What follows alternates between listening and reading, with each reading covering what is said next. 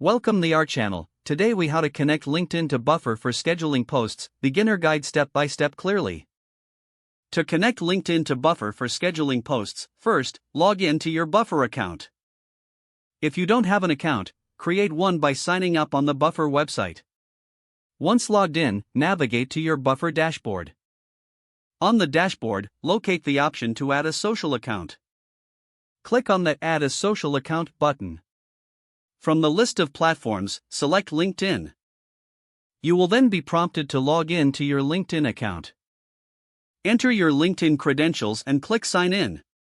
After logging in, you may need to authorize Buffer to access your LinkedIn profile. Review the permissions requested by Buffer and click Allow. Once authorized, you will be redirected back. Now you can choose which LinkedIn page or profile you want to connect. Select your desired LinkedIn account and confirm your choice. With LinkedIn successfully connected, you can begin scheduling posts. Navigate to the Posts tab on your Buffer dashboard. Click on the Create Post button. Compose your message and add any images or links you want to include. You can also customize the post for different social platforms if needed. Once your post is ready, choose the date and time for scheduling. Click the Schedule Post button to finalize your scheduling. Your post will now appear in the queue for LinkedIn. Repeat these steps to add additional LinkedIn accounts if needed. You're now ready to streamline your social media management with Buffer and LinkedIn.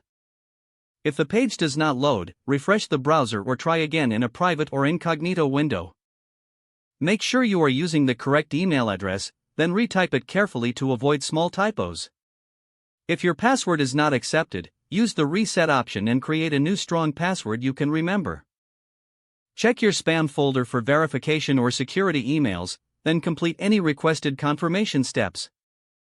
Enable two-factor authentication if available to improve account security and reduce unauthorized access risk. After signing in, review your profile details so your contact information and settings are accurate and current. If you see an error message, note it down and try again after restarting your device and internet connection. Don't forget to like this video and subscribe to our channel for more step-by-step tech guides.